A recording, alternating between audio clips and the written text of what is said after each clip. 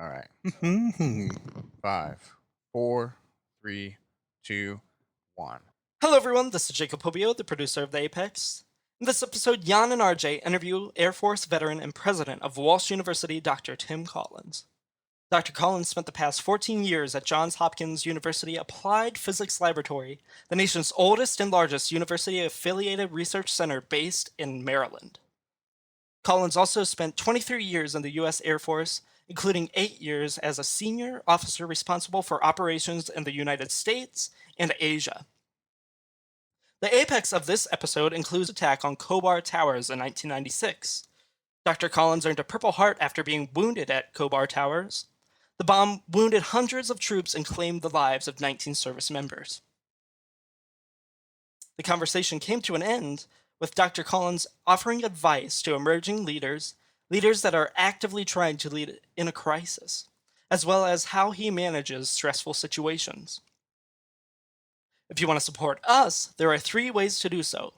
One is to donate to our cause at www.patreon.com/theapexpodcast. Second, visit our merch line that is proudly partnered with Envision Clothing Company at envisionclothingcompany.com. The final one is completely free. All we ask is if you learned something from this episode or know someone that needs to hear our message, share it with them. Please subscribe and hope this pushes you toward your apex. Welcome, Apex Chasers, to another episode of the Apex Podcast. As always, I am your host, Jan Almasy, and seated across the room from me is my co-host and partner in crime, Mr. R.J. Holiday. Good morning, everybody. Hope everybody had a good start to their day. I promise that this episode I'm going to be adequately caffeinated so that I don't have any awkward pauses in the introductions. You changed my direction in the room again for the third time. It's fine. You know, and that's fine because I can change the direction of my chair. If I were to wheel a quarter turn to the left, you would be directly in front of me, right? I guess. I should be the delirious one in this one because this is probably the earliest I've recorded in a long time. Yeah.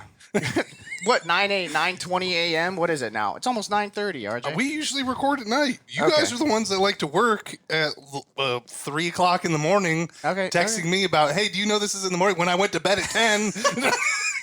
Okay, all right, that's fair. So today I'm super excited for this interview, but prior to leading into this interview, I am going to have to say that we are interviewing an Air Force veteran. And being that I was also in the Air Force, we have to say that none of the opinions that we express today are the official stance of the Ohio Air Force, the Air National Guard, or the Department of Defense in any way, shape, or form, okay? Better safe than sorry.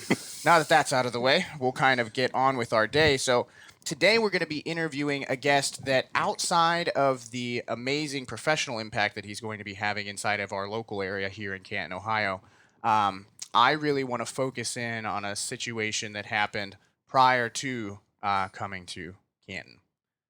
He is now a doctor, right? Finished up at Johns Hopkins prior to coming here to Ohio. And prior to that was a fighter pilot in the United States Air Force for, correct me if I'm wrong, 23 years?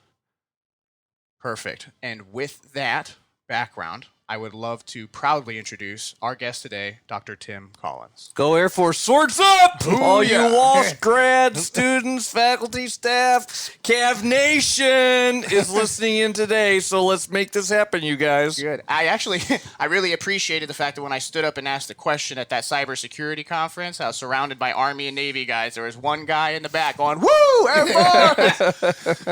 And they were like, "Isn't that the president of the university?" I was like, "Yes, it is." You got my back. Airman for life, baby. Yeah. So we'll just kind of start. We'll kind of go back, like we said, and talk about where you grew up. And I really am curious about the path that you took to graduating high school at 16. So where were you born and raised, and how did that path kind of lead you to graduating so early? Well, thanks for having us. Hello. Yeah, good morning, everybody out there. So like everyone else, going through school, just trying to get an education, and I was raised in Chicago. My father moved us, and that's what took us to the South, and so I decided that I was ready to start life, and hanging around in high school just was not going to be something I wanted to do, so getting through it as quick as I could was what it was all about. Mm-hmm. So at age 16, I was ready to go. I graduated, and my plan was to go off to the University of Georgia because at the time, that was the #1 school in the nation, rated by Playboy magazine. which Perfect. which I thought was an authoritative source. Right. My father, who knew the source, didn't feel the same way. As I'm sure. I didn't know they did college rankings. They used to. What's the criteria for Yeah. that one? Well, I know that like OU is ranked #1 party school for however long or whatever, but So here at Walsh University, I'm just hell bent to make sure we don't show up on that. There you go. That will not be good for us. right.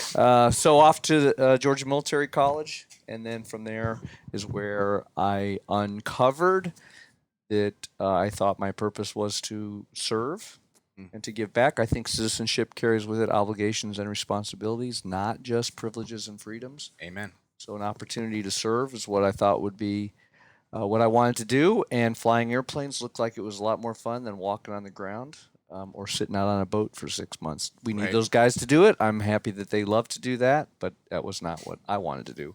Right. So off to the Air Force Academy, and then there I started to fly. All cadets get a chance to fly. They put us in a glider and take us for about 10 flights to give us a feel for it, and got hooked on flying right there.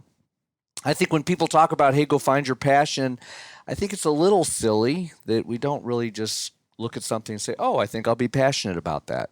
I think what actually happens is you try something. Yeah. And then you try it again, and maybe you learn a little more about it, and you discover it, and it sort of unfolds in front of you. And so over the course of 4 years, as I learned more about flying, as I learned more about what the Air Force does, as I learned more about what the nation delivers in terms of combat air power, that's where I found my passion to be flying airplanes. So even today, it's still an avocation today. So I don't fly professionally, but I still fly on the side. It's just something I love to do. So I think that's actually how passion comes about. So that's what led me to off to pilot training and then to become a fighter pilot. I wanted to be in a place where I could really make a difference here and now, right today. That's that opportunity. Now, one thing that I was super intrigued about when we were having our pre-interview conversation was that the Air Force Academy. You said that there's a misconception about the number of credit hours that is contained within the Air Force Academy. Because I asked you, okay, so you have your degree in engineering. Yeah. However, there was a little bit more to that conversation. Yeah, actually, all of the service academies, Air Force, West Point, Annapolis, to some extent Merchant Marine, and certainly Coast Guard Academy, they are actually liberal arts institutions. So if you look in the top 20 U.S. News & World Report, best liberal arts institutions in the country, you're going to find Air Force, Navy, and West Point Army all in that top 20 someplace. And because everyone that goes there is focused on a whole person development, so it's academics, it's athletics, it's everything, a leadership, we just go to school a lot. So you have the ability in a 4-year time frame to essentially get twice as many credit hours as you do in a normal college situation. Yeah. So we all have a liberal arts background in addition to whatever our scientific or engineering interests are. Gotcha. So you can't find a academy graduate that's not liberal arts at heart. Right. Which I think is I didn't know amazing. That. Yeah. And so I didn't know that either when I was I kind of had a gist understanding because I did look into USAFA for a little bit. And USAFA is obviously the Air Force Academy for those of you that are listening that aren't going to know what that acronym is. But I had no knowledge of how in depth the number of credit hours was and how amazing that is, especially for an officer coming into. Well, it makes sense because what the academies are actually doing is they're building leaders. Same thing we're doing at Walsh University. Actually, we're building leaders in service to others, and so part of being able to be a leader is to understand what's happening, to develop alternatives, to make judgments, to make choices, and then to make it happen. And so, while you have to have some sort of a technical capability from an Air Force perspective, which is why the engineering and the sciences are so important, it's not just about being book smart. It's about being leaders. So we're actually at the Service Academy, at the Air Force Academy, they're developing career leaders first. Right. They're developing the intellectual side, academic side is secondary. Right. So are you going to school like twice as many hours a day, like typically? Because you basically said you came out with here at Walsh, most schools, it's 120 to 125 credit hours. In the Air Force Academy, you'll have 220 to 250. Wow. That's a lot of school. Yeah, I mean, it's all school. They got a hold of you for sure for 4 years. Yeah, but the good news is you don't have to register for anything. They take care of all that stuff. Yeah. Just like you found, in the military, you only have to volunteer once. They'll take care of all the rest of it. The rest of it's voluntold. Yeah, there you go. Yeah, That's for sure. It's all taken care of. And now, so this was actually, I'm not sure if this was a voluntold or a volunteer opportunity, but the NATO pilot course that you took Yeah, it was post total USAFA volunteer, was right? So volunteer. in the American system, we train pilots, if you're going to go on that career path, to be universally assignable, which means we want to give you all the skills so that you could fly an airplane. And then after you have those skills, you have that basic qualification, then we'll decide which airplane you want to fly. Big airplane, small airplane, fast airplane, heavy airplane, whatever. C-130, who up? You name it. So when I was my senior year at the Air Force Academy, they had just created a program with NATO, the North Atlantic Treaty Organization, so the Europeans, where we would all train together in a single location and create fighter pilots, because that's all NATO needed at the time was fighter pilots. So they created a curriculum, a program that the American one was 10 months long, and you had 6 check rides, if you will, which are flying tests throughout the course of the program. This was a 13-month program. You'd have 10. And so, a little more demanding, a little more specialized. And it was competitive because there's a lot of people that want to be fighter pilots. So it was a choice. It was a volunteer opportunity to say, I would like to compete for the opportunity to go do that. The risk involved was if you go to universally assignable, they want you to graduate and become a pilot. We'll figure out what you're best suited for later. Look, not everybody has a 600-knot brain. Right. So, and not everybody is wired to be able to handle cargo and all that. It's I'm not being judgmental about which is better, which is worse. I'm just simply saying it's different. Yeah. And so you don't know, do you have a 600-knot brain to be a fighter pilot? So you could go to universally assignable American pilot training, and if you want to be a fighter pilot and you get there and figure out, that's not really what I want to do, you can still continue on a path and become a pilot and fly something. Right. If you go to the NATO program and you get there and you don't have a 600-knot brain, you're done. You're not going to be a pilot. You're going to go to something else. You wash out. Wow. You flunk. Yep. So there's risk. And, in some sense, you have to say, well, how does the senior in college really know if that's what he's going to do? And I say that's true about everything in life. How do you really know? You don't. And so I think if you're committed to it and you work at it and you give it a try, that's all you can do. So you have to be a little bit oriented and willing to take a risk if that's what you think you want to do, and then be willing to put the work into it to really make that determination if that is what you are supposed to do. Some people can work. That's the key, right? It is. It's absolutely the key. Versus like what you want to do versus what you're supposed to do. I've been feeling that, and kind of drawing a parallel between the pilots is that as an RN, you may not be ICU speed, but you may be phenomenal at labor and delivery. Absolutely. I could never do labor and delivery. Absolutely. There's no way. But I love handling my critical patients that are intubated, post-traumas, all that other kind of stuff. That's where my brain, the adrenaline rush is where I operate at the top of my capacity. This whole journey of life is about trying to align what you're really capable of doing, what makes you happy, and then doing that and nothing more, nothing less. Right. And then, we ended up here, obviously, with mics on our ears interviewing people because kind of serendipitously, we ended up finding a place where we be able to have an impact outside of the degree forms because all three of us, none of us have degrees in communication or marketing or anything like that. But we found a place where we all three firmly believe this is where we're supposed to be. Right. Regardless of what the path was that that's why you're finding success. It is where you're supposed to be. Yeah, and so we just continue. We always say, we're going to continue to just push for the next 24 hours, and then whatever door opens or shuts, the next morning we'll wake up and push again for 24 hours. Yeah, but that's the difference, right? The difference is you're choosing to have a positive influence and impact and to make the determination, not sit there and wait and just see if it happens to you. Yeah, exactly. Right. It's a you can't not just so subtle wish, difference. I wish that this would happen to me. Sometimes you just got to go out and it's like, young kids, I did it too. I'd watch a baseball game on TV and thought, man, I should be a professional baseball player. It's a lot different sitting there on the couch watching the game. Yeah. And getting out there and being in the weight room, throwing doing all 1,000 pitches a day. Tiger Woods hits 1,000 golf balls a day. At the top of his game, 1,000 a day. My shoulders would have been wrecked. Yeah. You have to be You have to be committed.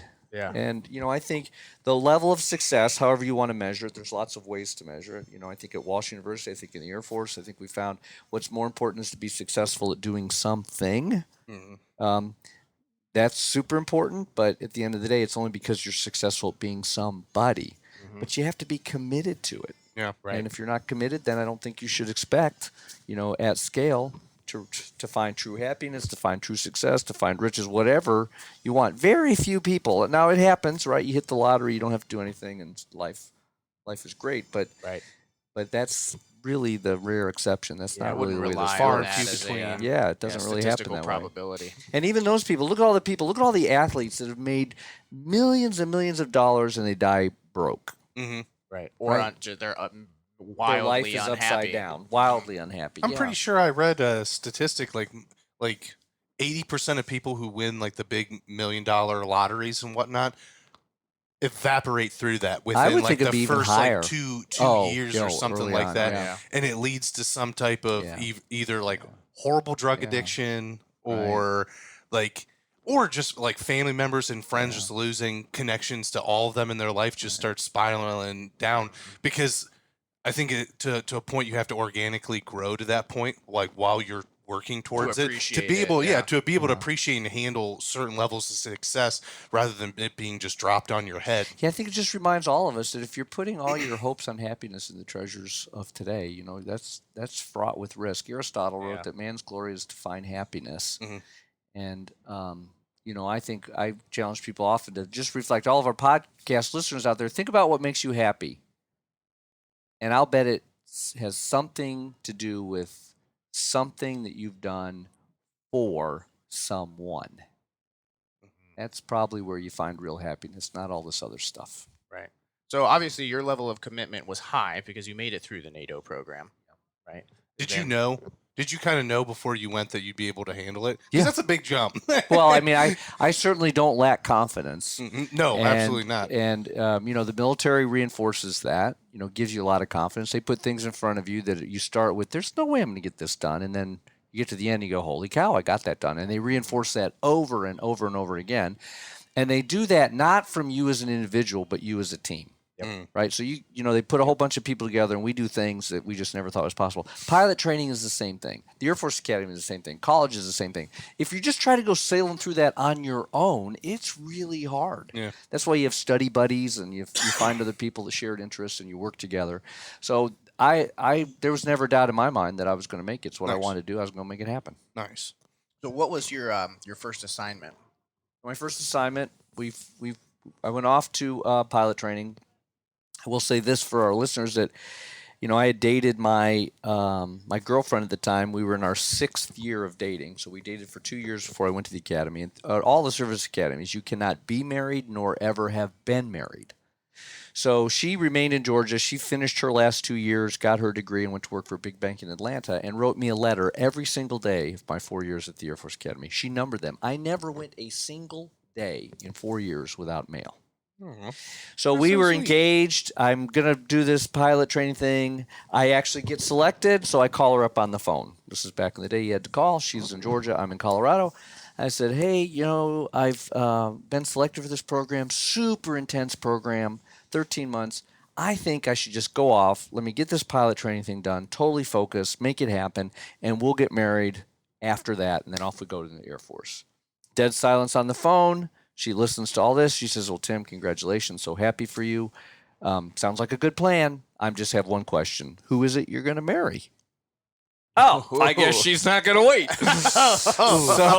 Wow. So, ouch. Yeah. So, but look, with all those letters, I was right. was someone else writing these? Yeah. So, and then silence on the other end of the phone line, like. Yeah. So I'm not the smartest bear, this side of the Mississippi, but I figured that one out. So we got. We got married. We got married, and so we went off to pilot training. I'm the only American that was married at pilot training. So she fed all of us every night for 13 months. Really? So she wanted to go to Europe. She wanted to live in England. So the way they do pilot training is they sort of put up all the assignments on the board. It's a rank order of merit, So top of the class, you go up and you take your assignment. If you're at the bottom of the class, you have whatever's left on the chalkboard at the end, right? Everybody just goes up and picks theirs. So there was a single fighter to England, and so my name was called, and I walked up and I took it. She wanted to go to England. I couldn't care less what I got to fly. They all looked cool to me. It's a win-win. It's a win-win. So my first assignment was in Europe, flying the A-10. Did that for a year, and then I had a whole career in and out of airplanes, and I flew a wide variety of airplanes. I spent most of my time in the F-16, single seat, single engine fighter. Does 20 miles a minute. Just totally awesome. It is the singly most amazing thing ever. Nothing beats it. Do you remember when I told you about the aircraft that the Air Force built, like legitimately took a plane and built it around a gun? Yeah, we did. That was the A-10. That's the A-10. Volkswagen, about to take a Volkswagen Bug or Beetle or something like that. That's like the size of the gun. And if you don't like that gun, I mean, it's a 20 millimeter round, the size of your forearm. Yeah. So that is a bad plane. So they built it around specifics to carry that. Right. They built an airplane around it. This is a big ass gun. Pardon my French. But we're going to build a plane around this gun so that now this big gun can fly. And we're going to make sure the airplane flies no matter what. So it's an airplane that was built to take a hit. Dual, triple redundant, everything, titanium cockpit. So they were shooting at me, I wasn't going to get hurt. All kinds of stuff. But you gotta ask yourself, I'm flying an airplane that's built to take a hit. Yeah. You're flying a steel cage. Yeah, I wonder where they're going to put me that they have all of these reinforced things on this aircraft. I mean, I just feel better. What's the environment again? But you pull the trigger on that gun, makes this noise. You feel it. I mean, it's like that's crazy. You gotta like it. You just have to like it. There's nothing quite like watching. I mean, I don't know anything about airplanes, but how do you aim it? I guess my question is, does it just aim in the direction that you're flying? Oh no, it's it's a physics problem, right? You have speed, angle, distance. Yeah. Remember, if it's a moving target, you can't shoot where the target is. You have to shoot where you're predicting the target will be. So it's bringing the whole system. That's why you have to be able to flying the airplane is actually the easiest part. It's learning how to employ the airplane, and that can be a C-130 that does these Hayaka maneuvers. That can be a C-5. Understanding how you do cargo loads and how you put it in the right place on the airplane and do all of that. Fuel calculations, or it can be a fighter where you're trying to actually make something happen. So, but the Air Force, they have a way to teach us how to do that while instilling the confidence so that you believe that you are, in fact, the best fighter pilot there is. That's awesome. So of course, in this case, it's true. So it's not there you go. It's not just a feeling. Yeah. Well, and that's good. I mean, that's one thing that I love about the service in general is that ability to instill confidence in level no matter what job field or position you end up going into. And it's not fake. It's not artificial. No. They actually put you in stressful situations. They put you in challenging situations that are, no kidding, seemingly impossible, and we find a way to do it. And you're like, okay, there must be something to this. That's why I love the nursing field because I view it as a parallel. Physicians are our officer level.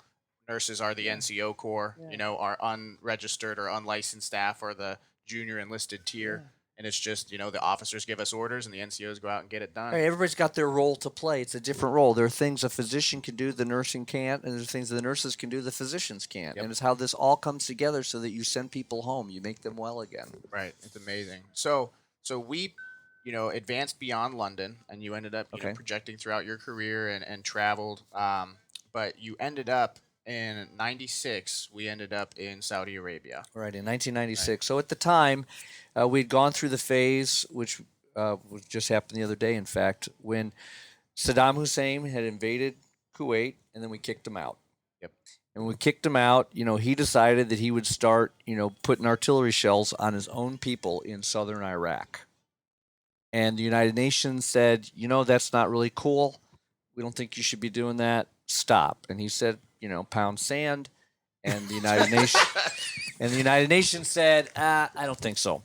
So they implemented a UN resolution which said everything basically south of Baghdad all the way to the Saudi and Kuwaiti border. No airplanes, nothing flies. Artillery shells, airplanes, nothing flies in the Iraqi armed forces. And we're going to make sure that happens. So we were on station in Saudi Arabia executing this mission to enforce the no-fly zone, is what it was called, south of the 33rd parallel, which is basically south of Baghdad. And so we were stationed at one of the king's airports, doesn't matter the name, in Dhahran, Saudi Arabia, Kingdom of Saudi Arabia, largest province in the eastern part of Saudi Arabia, with coalition forces, French, British, American. We were all there flying a variety of airplanes, and that was our only mission, was to keep flying 24 hours a day over southern Iraq.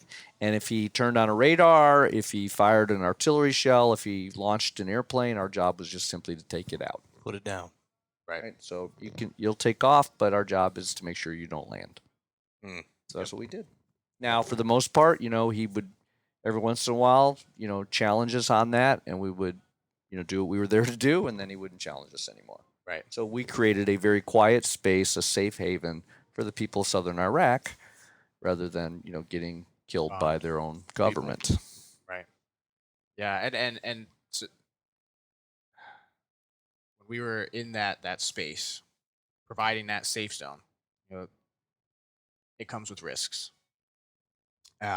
And there's a situation that played out that actually completely revolutionized the way that we kind of look at security as from the Air Force perspective.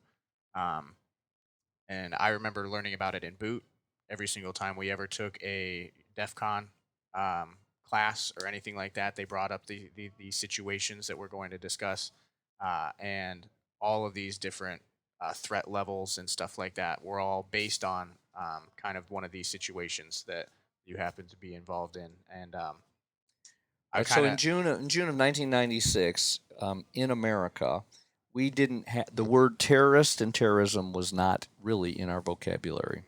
Now, these little incidents had been happening. If you go back to the 80s, and you can look at when the Marines were blown out of their beds in Beirut on a Sunday morning, mass casualty. But they were sort of viewed in isolation, and we didn't really notice. All of that changed at the end of June of 1996. And so here we are. We're living in an apartment complex called Khobar Towers. And essentially, terrorists, drive up to the perimeter and back up a big truck and set off a truck bomb that ends up injuring hundreds, if not, in the low thousands, and killing 19 Americans, at 10 o'clock at night.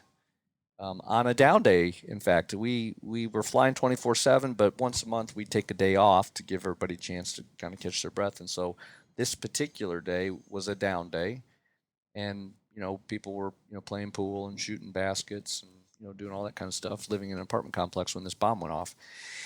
And so that changed the whole world for us when we realized, these people that are so dedicated to being upset about our way of life that they want to take it from us. And we had a choice. We either surrender or we fight back and say, no, this is what freedom is about, and you're not going to take it from us. But so now all the things have led to, the falling of the towers and all these terrorist levels, and talking about, we took out Bin Laden, we took out Soleimani, we kill all these people. This really all came onto the national scene in America with this evening at Khobar Towers, with this event. All the language changed. Force protection is a language that you used in the military. How do you take a military force and put it someplace to do what it needs to do while at the same time protecting it from, others that, just want to disrupt, discourage, or kill. So that America can't do what it needs to do as we rightfully, try to make our national interests, effective. So on this particular night, I was a squadron commander. I was an F-16 squadron commander, which means I had 300 people. The mission I was flying was out of Shaw Air Force Base, and we were flying the F-16s that had the capability to kill radars. So if the Iraqis would turn on a radar, we had missiles that could home in on and take out the radar, which you have to have your radar on if you're going to attack airplanes that are overflying your airspace. So essentially, we would be the first ones into southern Iraq, and we would sweep the area, make sure all the radars are off. Then all the airplanes would come in and do their combat air patrols or whatever they were doing to enforce this no-fly rule. And then they'd all leave. and then we'd be the last ones out. Sweep out. So we were the force protection for the force when it was there. So no one goes into Iraq, unless we're on station ahead of them. Mm-hmm. And if something happened to us where we had to leave for a maintenance problem, then everybody leaves. Kind of a deal. So no one stays. All or nothing. All or nothing, right? So when we deployed, we basically our unit, we talked a lot about what would we do in this situation or that situation. The military is very good about teaching self-aid and buddy care.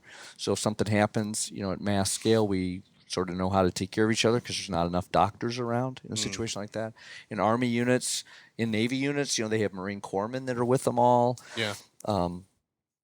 In Army units, same thing. In the Air Force units, it's a little bit different, but the bottom line is there's never enough. So we're going to have to rely on each other. So on this particular night, I, for some reason, actually I know the reason, but it doesn't matter, I had my radio with me because I was just slightly paranoid this whole time. I felt like as a squadron commander, I was responsible for 300 people, and I would make sure that, I promised all the families back in South Carolina, I'll bring them home. And I'll do whatever I have to do to bring them home. Luckily, I was in an environment where the leadership of the whole unit was under the leadership of a one-star general named Terry Chevalier. Every week, all the commanders got together. Every week, we reviewed all the security procedures. Every week, we talked about the things that, we were in sort of hostile. We were in friendly territory. The Saudis were very friendly, but that doesn't mean that people aren't there that want to hurt you. So we were trying to be mindful of all that. So everywhere I went, I had my radio because we were 5 miles away from the air base. We're in an apartment complex. So there was the transient between the two. And that was for a lot of reasons. But I always had my radio because my squadron was 24/7. Yeah. So if my maintenance guys needed something in the middle of the night, I wanted to be there for them. If they had a question, if they had a concern about what do we need to do about airplanes or tasking. We had pilots working in the middle of the night. They're putting together all the packages, all the planning. So when the pilots are going to fly, come in the morning, they're just handed what they need. They brief up and they go to the airplanes and they go. Somebody's got to do all that planning. Yeah. So we were working all the time. So the bomb goes off 10 o'clock at night, just in my apartment, minding my own business with everybody else. But when the dust settles, which I will say that literally, this huge freaking bomb, it blew out every window. The overpressurization just before the bomb happened blew out every window in the entire complex, a 2-square-mile complex. So there's this phenomenon that's called temporal distortion. It's where the whole world slows down. It's really going normal speed, but in your brain, you think it's not. Everything, yeah. So when the overpressurization happened, the lights blink, and then there's like the surge, and then there's a flash, and then it's lights out dark, and it's just all sand, dust, dirt after the wave. The pressure wave. So the pressure wave, I'm in my apartment, and it picks me up off my feet and carries me the whole length of the hallway and slams me into a cinder wall. So if anybody was standing up, they're off their feet. One of the first airmen killed, we found him 100 meters right, 50 meters long, slammed up against a picnic table without a stitch of clothing on him. So we figure he was actually the first one that died because he was literally standing in the open between where this truck bomb went off and the apartments themselves. Wow. So just doing what he needed to do. So we had a rally point. We went to a rally point. So I was able to figure out, I couldn't tell for sure the condition of everyone, but I could account for everyone. Now that sounds goofy on a podcast. What does that mean? That means that if I couldn't put my eyes on them, one of my leaders did. Okay, so you knew. So I knew. We knew that this person was there and this person was there, even though we weren't all at the rally point. Gotcha. So at least I could have full accountability. So, and this is in the day where you Yep. called back home, and so every person's got like one phone call and that kind of thing. And so, because I was in a command position, a couple hours later, I at least had the opportunity to make one call back to South Carolina. Just simply say, I know where everybody's at. Because what's happening. So at home, my wife, she's chasing the kids around, my bride, and my sister calls and said, hey, where's Tim? And she says, well, he's gone. She says, I know that. Where is he? She says, well, he's in Saudi Arabia. She says, does it start with a D? And Dreda says, what's it matter? And my sister says, turn on your TV, look at CNN. Because they were reporting that this had gone off, And so she turns on the TV and she says, that's his apartment complex. That's where he is. Have you heard from them? Well, of course not. So you can just imagine how all Right. that rattles off with all kinds of families, not just mine as the leader, but my entire unit, and then all across America. Which is why I think it's beautiful. Like our commander, two commanders ago, made an extremely blatant effort to include families in that service member designation when we were providing yellow ribbon and all this other kind of stuff. Absolutely. Is that the families that are back home and that outreach that you do to those, Yeah. they go through just as much Yeah. as the person over there, if not more, because they're at home. We kind of are pre-programmed. We're over there. We know what we're supposed to do, get our job done, and we're busy constantly. But there's that, sitting at home watching the TV. Well, the leadership side of that is how do you reconstitute a force? And so every person that was there with me, we could see each other. We knew exactly what was going on. But in the background of every one of our minds is our families. We know they care about us and we care about them. And so what was happening at home in terms of supporting the families was every bit as important as anything I was doing, trying to get guys to, game on, get your head in the game, look them in the eye, get us refocused. Yep. So that's why, in the Air Force in particular, but I think the services are pretty good about it in general. You recruit an airman, you retain the family. It is a family thing. They serve too. Right. They serve too. So anyway, the radio was important because the wing commander who was in the compound, he immediately goes back. He leaves the apartment compound and goes right back to our command center, a big operations center where he's got all of his equipment and all that stuff. So he was able to communicate into the compound because I had a radio. So there's nothing else working. So, we were able to sort of reestablish security, start taking care of, mass casualties. It was a mass casualty evacuation. We had bodies, we had people injured, lined up everywhere. People were helping each other because for the most part, you've got 4 flight docks and you have 1,000 people injured. Okay, well, and then a handful of nurses and techs, and that's just not enough to take care of 1,000 people. Yeah. So they're rolling along, trying to figure out who's hurt the worst, who needs the attention now, as opposed to who can just sort of be stabilized and sustained. So it's a big effort. And then the way a mass casualty works is when they decide to evacuate you, which the Saudis turned out, the ambulances start coming. We were scattered all over the province. They had 5 major hospitals, nearest to farthest. And a nurse or a physician or a physician's assistant or somebody was making a determination. You need to go to the closest one. You can go to the farthest one. You don't need to go. Man, and then they tag you with a number on the bottom of your foot. They don't ask your name and then launch you. So all we end up knowing at the end is we have X number of Americans in 5 different hospitals. We have no idea who they are. Right. What unit they're with, so we had to go through that whole process to sort of figure all this out. What a nightmare. Meanwhile, we're trying to figure out on the inside, a guy with, 30 stitches in his cranium bleeding like a fish because your head, bleeds like crazy. Yeah, that's not serious. You stay here. Wow. Right. I mean, you just have to, it stands everything upside down. So in the midst of that chaos, leadership is the difference. Yeah. Leadership is the difference. A lot of tough calls to be made. Well, and make calls. Or, some people just freeze. Yeah, it's true. Right? And so I think you can make a lot of rash decisions, but from a leadership perspective, you have to be able to make good decisions. Communications is important. Be decisive. Yeah, I won't say it's the most important. In fact, I'll say it definitively, it is not the most important. I mean, you have to pay attention to it. But what's more important is that for a leader in that crisis situation, you step up. If you're a formal leader or informal leader, there's a whole lot of informal leadership that happens, which means you don't have to be in a position to say you're the supervisor. But you're the one that stands up and says, okay, we have to do this. Right. Most of the time that happens with people that are athletes. It was an amazing thing to watch. I could pick out all the athletes at the end of this. Because athletes have an understanding of what it takes to dig deep right now because they need you. Yep. And sort of they've been in a unique way trained to do that, especially on a team sport. Yeah.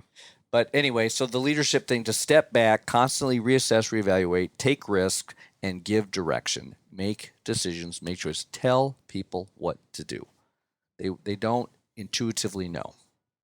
And so it's mass chaos. There's no communication. There's crying, screaming, yelling, stuff going off. We were woken up every day for the next 3 days with bomb threats about 4 a.m.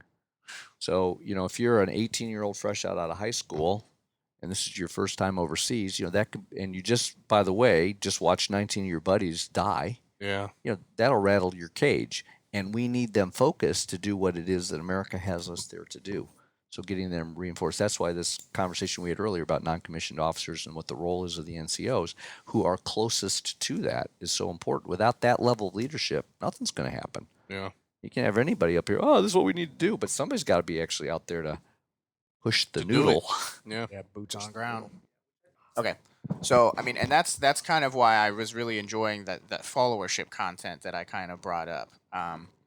That we all kind of are on this spectrum of leadership, that no matter where you fall, whether you're, an 05, 06, you're a general, you're the president of the United States, no matter what position you have earthly wise, there's always this higher moral or natural obligation that you have because you're either reporting to somebody or responsible for somebody. Right. Everybody reports to somebody. And this is what makes America the most respected combat power in the world, is that along that continuum that you're describing, we don't insist that our leaders or leadership be robotic. Only do this, stop. Only do that, stop. Rather, we say to in this case, our non-commissioned officers or NCOs, here's what we're trying to get done. We need to go that way. And they can decide locally what is the best way to do that with their people, with their skills, with their capabilities, their limitations. And so they're able, it may look different in two different places, but they're all still headed the same direction.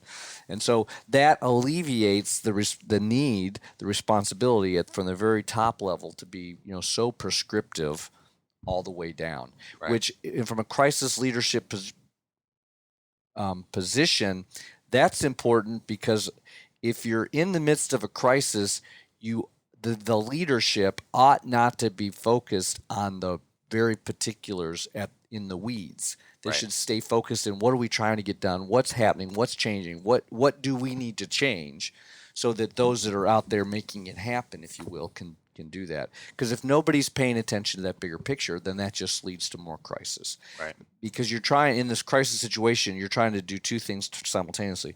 You're trying to create stability, right? Freeze the situation, give everybody the confidence that, we're doing what we need to do. Because if you don't have the confidence, you're going to have instability. Yeah. Right. And so that the way that's communicated, the way that's implemented, the way that's acted upon, requires the leader to continually step back, bigger picture, bigger picture, bigger picture. Look, all of us are scared, no doubt about it, but you got to rise above that. You rise above that by stepping back, take in more, then figure out what you need to do. Take the risk. It's not the time to be, worried that there's too much risk or to be too conservative. You just have to do stuff. Right. Now, I mean, we talked about, all of these crises and everything like that. I'm curious. Obviously, we made it out of that situation as the U.S. And addressed the issues within, kind of the security and not that there were any issues, because stuff like that happens. There's these wild events that just you have to deal with, and you move on, and you try to reinstill that confidence, and you mourn the loss, and you feel it deep. But the war continues and the mission continues, and you have to kind of take that next step and try to refocus, revitalize, and well, bring it happens people every in. day in the United States too with our first responders, right? Our police, our firefighters, our EMTs. I mean, we don't even hear about it. Yeah. And I they're feel that constantly doing this. Yeah, first responders they bring in, working down an ER, you come up on the ICU. I remember I took care of a young girl that ended up becoming a life bank patient, which essentially means that we were going to do organ donation and stuff like that. And she ended up, we pronounced neurological death, and that was like one of my patients on the ICU early on in my nursing career. I sat in my truck for half an hour and bawled my eyes out before I was able to leave to go home to try to focus. But the way that I kind of want to wrap this into a whole package here is I'm curious the type of parallels that you've seen, since you kind of entered the academic world. We'll talk about your journey through Johns Hopkins, and then eventually, obviously ending up how you ended up at Walsh. But how have you seen parallels or differences, the subtle finesse that it takes to lead in the military environment versus the academic world? It's all the same. I mean, I figured that you would say that actually. yeah. But. I mean, people think it's so different, and it's not. In business, in academia, the private sector, the public sector, look, leadership is still the same. You're trying to get a lot of people to get something done. We all have individual interests, and we're trying to all come together as a team to accomplish something. So it ports over. Sometimes people, they watch too many movies.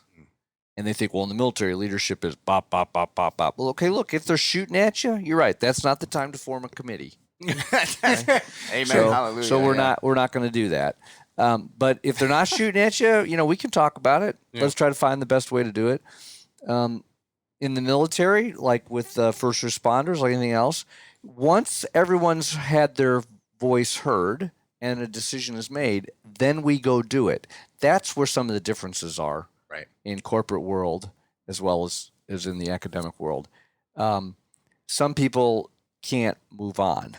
Right. They just, so the process of the implementation of the decision is slowed down. And that's where leadership, helps recognize there's differences. And that just means, in the military, once the decision is made, leaders are frequently able to move on to other issues, and they don't have to go back and keep revisiting and insisting. Right. And unfortunately, in the corporate world and academic world, if the leader still has to keep going back to get done what we decided we were going to get done before, that simply holds the organization back. Right. Because they can't move forward because we're spending time on old stuff instead of on new stuff. Right. So, but all of the values, the skills, the traits, they're still all the same. It still takes collaboration. It still takes persuasion. It still takes listening. It still takes, having an intellectual argument. And probably another major difference is in the military, people don't take this stuff personally. So we call it thick skin is the shorthand for that.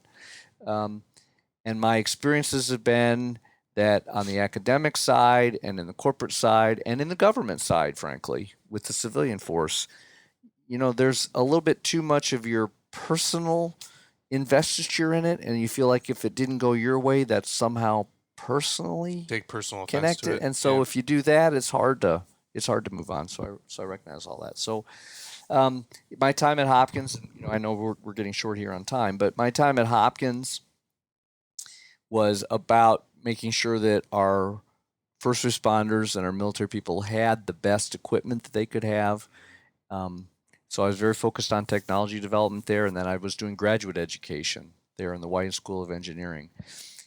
And so that was about making sure that they had what they needed. But here at Walsh, this is about the people part of it. It's about building leaders. So if you look across the domain in the private sector and the public sector, almost all of the leadership has had a university or college experience.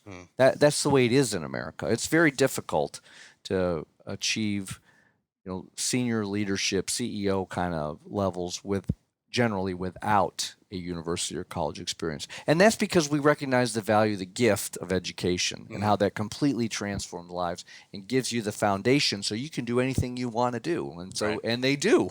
They go off and do anything that they want to do. So an opportunity to be in North Canton at Walsh University is an opportunity to focus in on this leadership piece of the people. Right. So for me, it's all about what can I do in this role to serve this community so that we produce leaders that are, in fact, have what they need, the tool set, the skills, the intellectual, social, emotional development they need so that whatever their life purpose is, wherever they're supposed to go, whatever they're supposed to do, they can be successful at it. I've met many people that, for instance, are involved in education and sciences at Walsh, and then they show up and they're in the communications world. Like, how does that happen? Right. That happens because Walsh gives you the tools to go where you need to go to do what you need to do. Yep. I agree. If the interest stays in the sciences or comes back, that's great, but that's not always the case, and that's why the data is very clear. The managers, supervisors recognize the values of a liberal arts education, that we teach them skills on how to communicate and how to think and how to apply and how to make judgment and how to be reasonable. Not just focused on a very utilitarian single first job. The research shows that the workforce of tomorrow, the ones that are in education pipeline today, will change jobs 11 times completely change jobs before they reach retirement.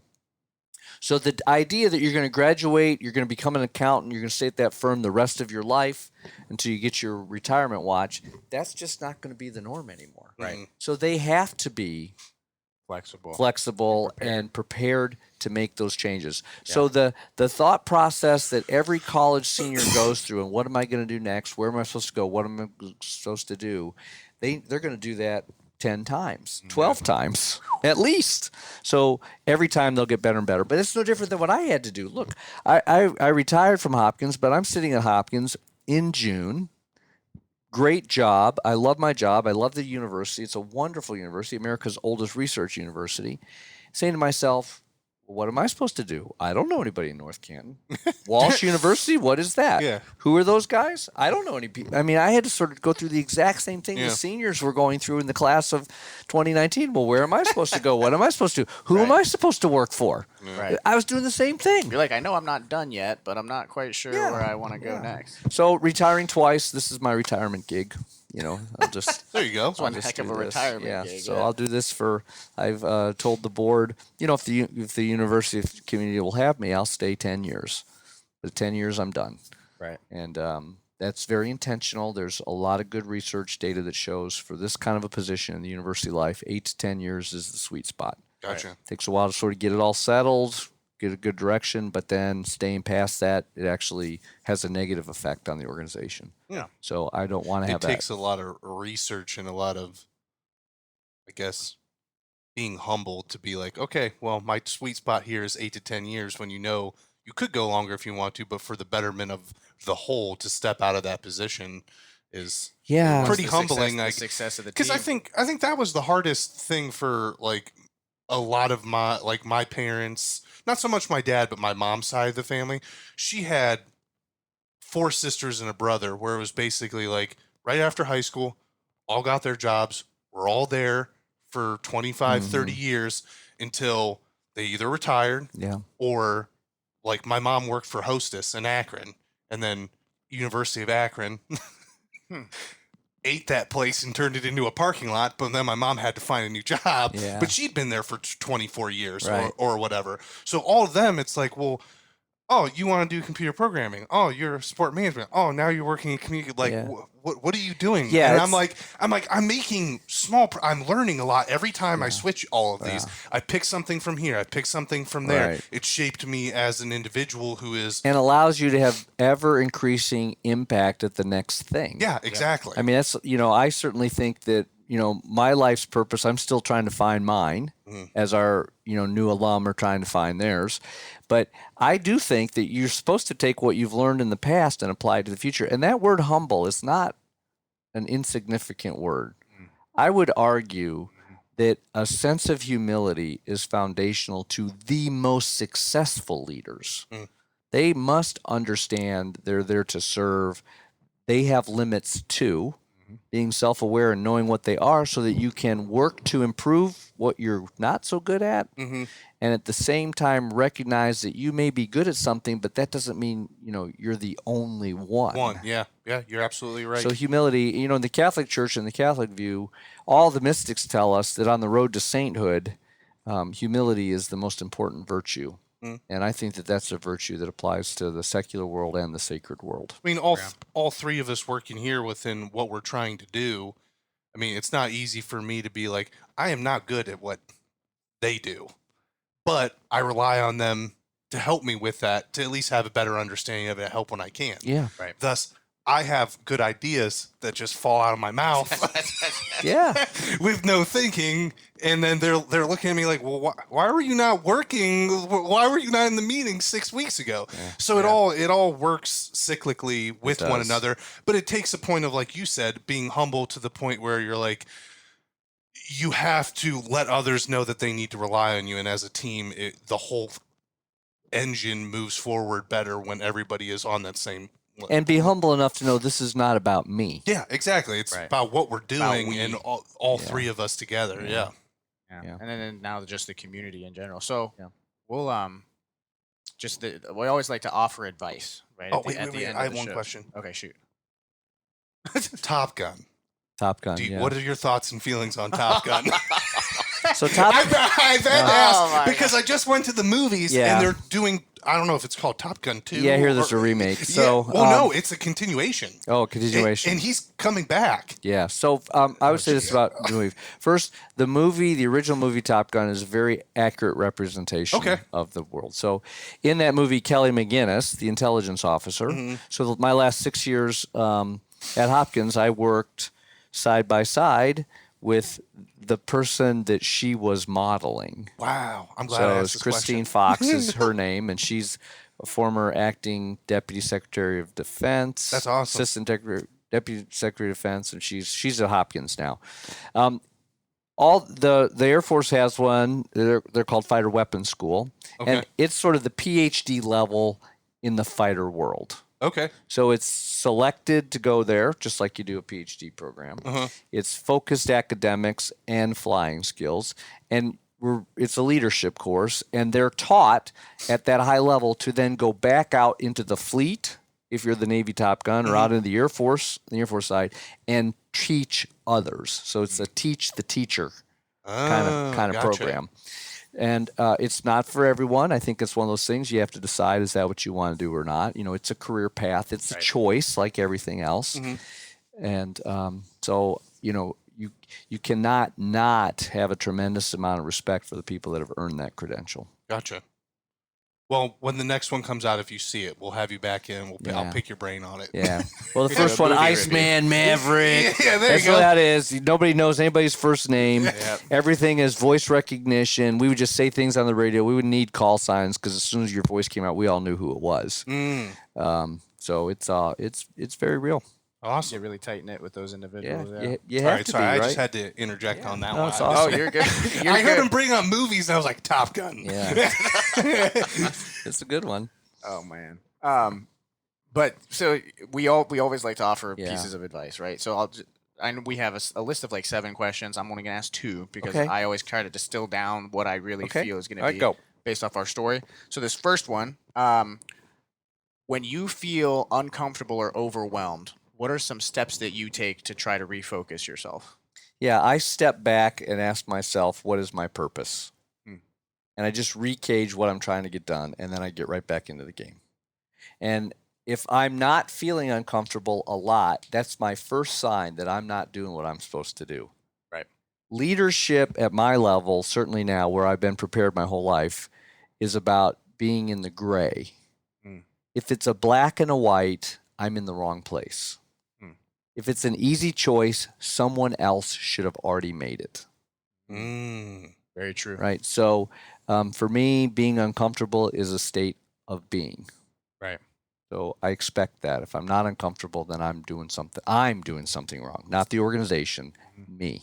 State of being, Right. state of growth. Right. So Colin Powell one time told me, he said, Tim, for every small decision you make at your level, the next smallest one is coming in the door. And for those of you that don't know who Colin Powell is, he was the Secretary of State. He was the chairman of the Joint Chiefs of Staff. phenomenal, Highly individual. decorated Army officer. Phenomenal individual. Yep. And then this one will just tie right in with Walsh University. Sure. If there was a Walsh alum that is freshly graduated, what is one or two pieces of advice that you would give to that individual? I only give one that piece they're of entering advice. the world. Read. Why? Read gives you the singularly most impactful way to think differently.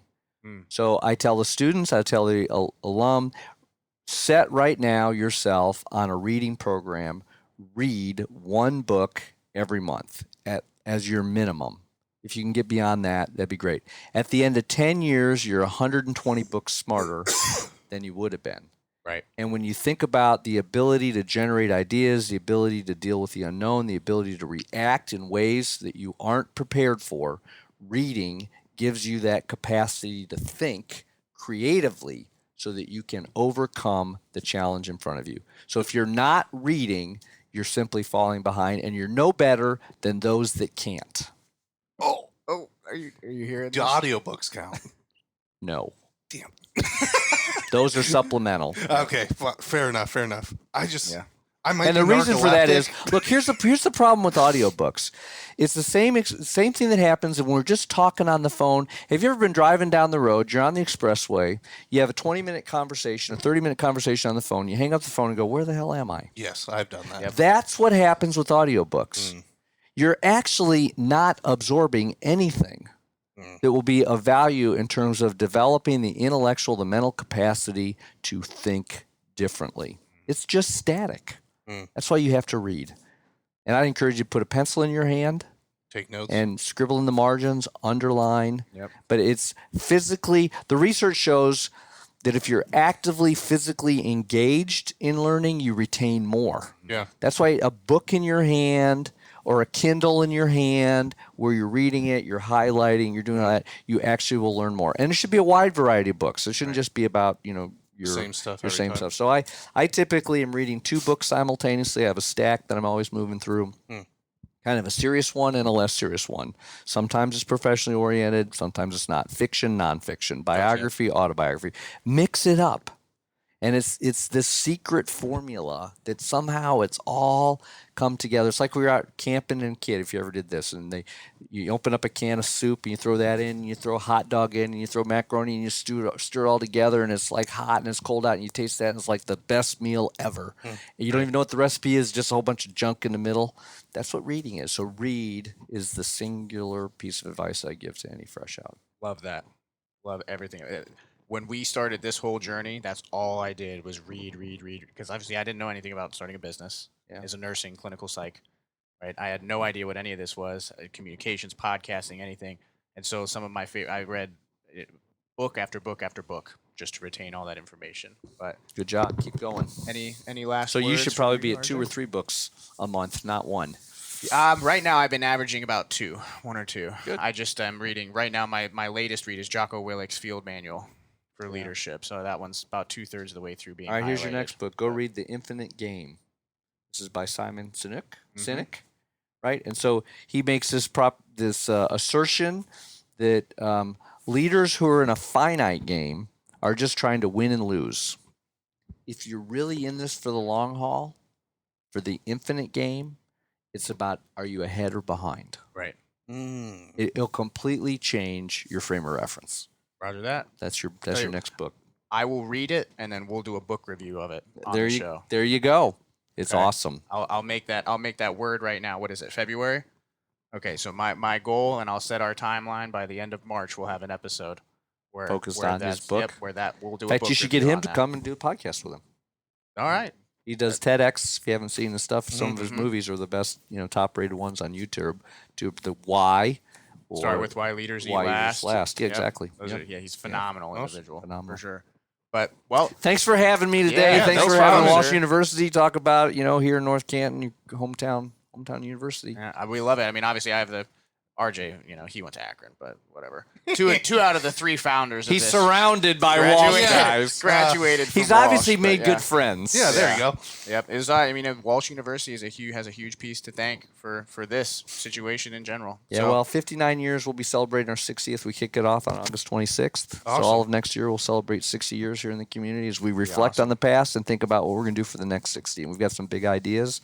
Can't wait to roll them out. That's exciting. beautiful. Well, for those of you listening, again, this has been Dr. Tim Collins, president of Walsh University, 23-year Air Force veteran, and thank you for coming Thanks for on. being here. Yeah. Swords up! And until next time, everybody, keep chasing that apex.